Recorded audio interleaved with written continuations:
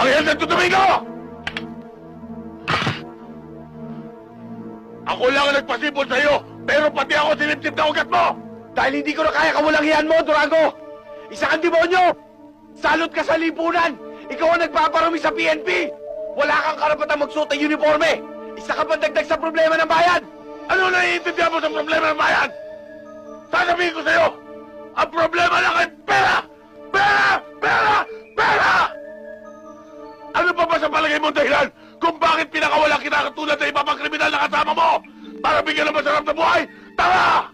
Ginagawa ko lang yun upang makapaghati ng laging makuha ko ang gusto ko na walang daliri tumuturo sa akin. Kaya bago magkaturuan, kailangan mawala ka na katulad na iba pang kriminal na kasama mong nauna na sa'yo! Sapat na sinabi mo para maabsuelto ako, Durango! Salamat sa testimonya mo! Anong testimonya? Lahat na sinabi mo ay nakarecord sa video, Durango! Igala mo ang mga mata mo!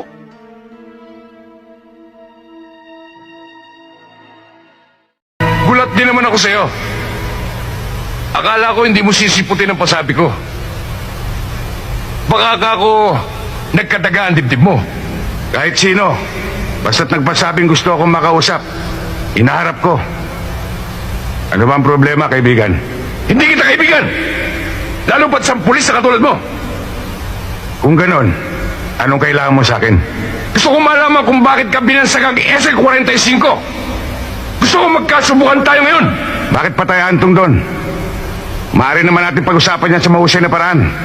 O baka naman makuha natin sa konting target masarap na pulutan. Hindi, kahit ano mangyari. Gusto kong patunayan na yung balsag sa'yo ay isang malaking katarantaduhan.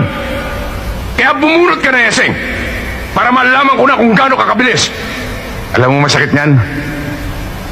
Hindi mo na malalaman yun.